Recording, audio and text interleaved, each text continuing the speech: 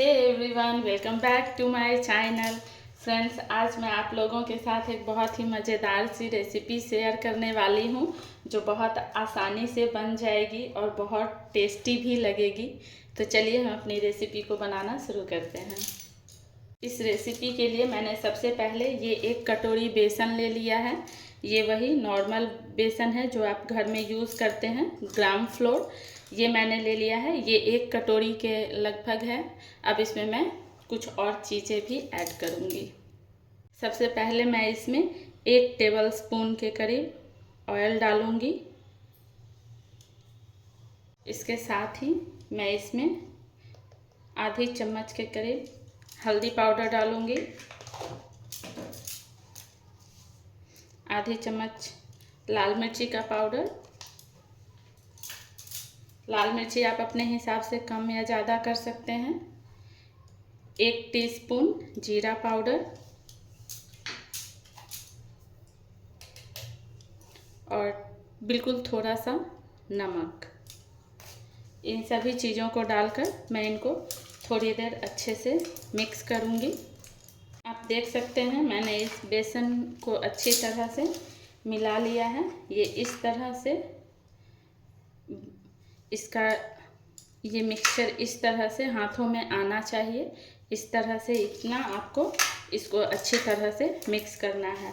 आज की हमारी इस रेसिपी का हीरो इंग्रेडिएंट्स यही है, यानी ग्राम फ्लोर बेसन। इससे ही हम वो रेसिपी बनाने वाले हैं। वो रेसिपी मैं बहुत दिनों से सोच रही थी कि आप लोगों के साथ शेयर करूं, तो मैं नहीं कर पा रही थी, पर आज मैंने सोचा कि चलो आज कर ही देती हूं, इसलिए मैंने आज ये रेसिपी शेयर की है।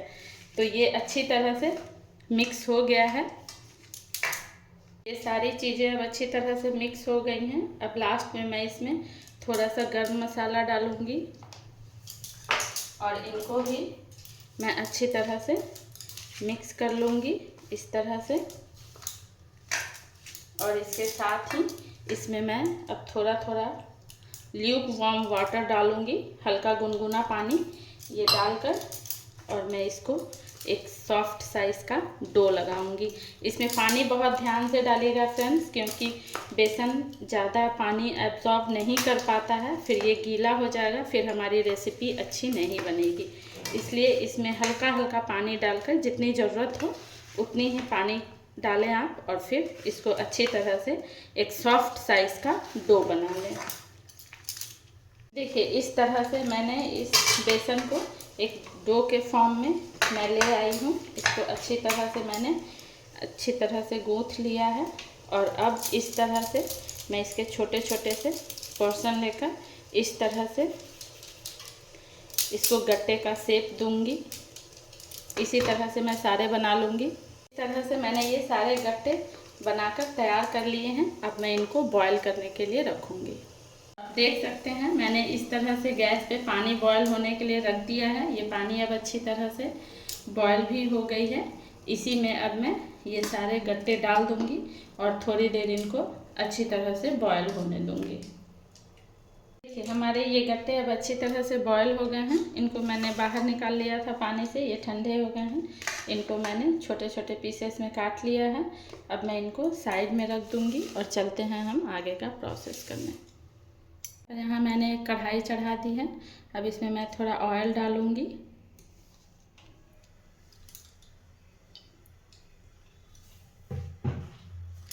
ये ऑयल को थोड़ी देर गर्म होने दूंगी। ये ऑयल अब गर्म हो गया है। अब इसमें मैं 1 मुट्ठी के करीब इसमें बादाम डालूंगी और इसको थोड़ी देर भूनूंगी। ये बादाम अब भून गए हैं। अब इसी में मैं ये थोड़े से किशमिश डाल दूंगी और बिल्कुल थोड़ा सा इसको भी रोस्ट कर लूँगी। अब मैं इनको बाहर निकाल लूँगी। इसी ऑयल में मैं ये गट्टे डाल दूँगी और इनको भी थोड़ी देर भून लूँगी। हमारे ये गट्टे अब अच्छी तरह से भून गए हैं। अब इनको मैं बाहर निकाल लूँगी। कढ़ाई में अब मैं थोड़ा और ऑयल डालूँगी।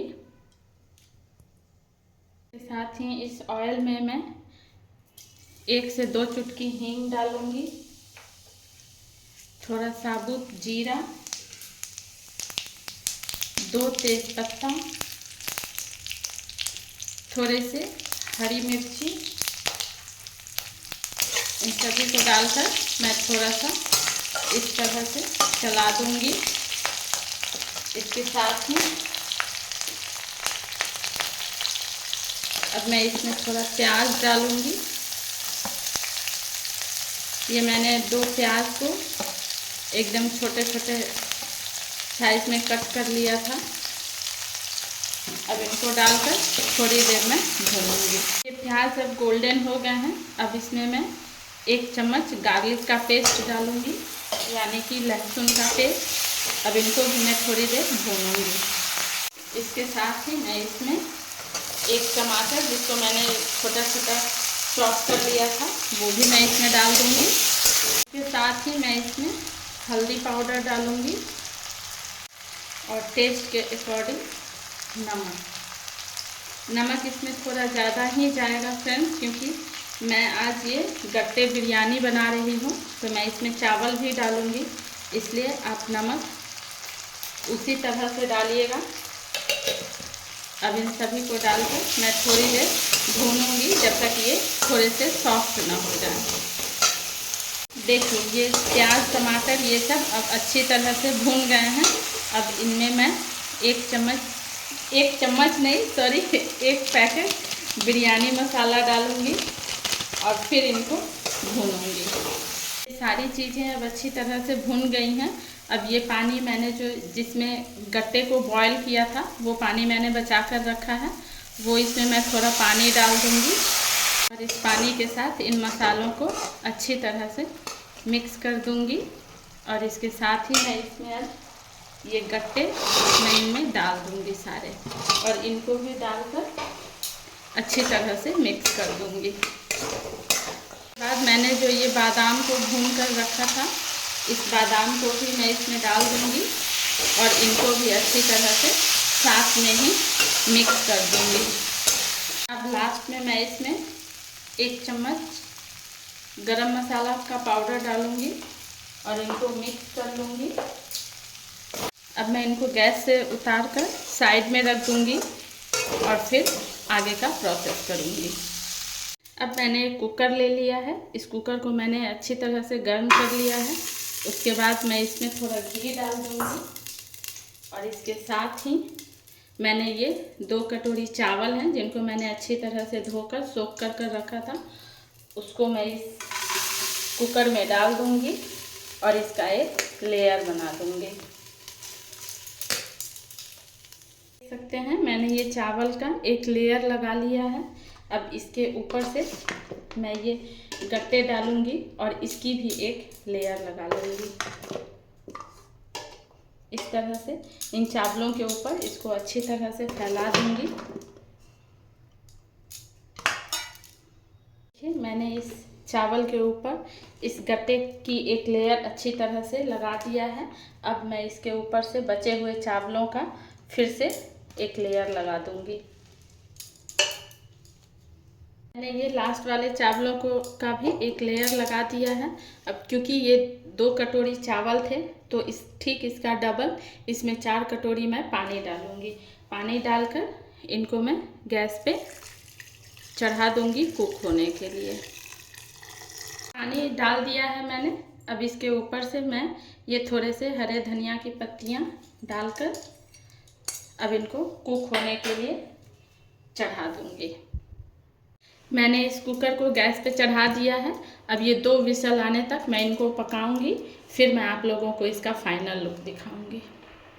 2 विसल आने के बाद मैंने इस गट्टा बिरयानी को सर्व कर लिया है। अब ये खाने के लिए बिल्कुल रेडी है।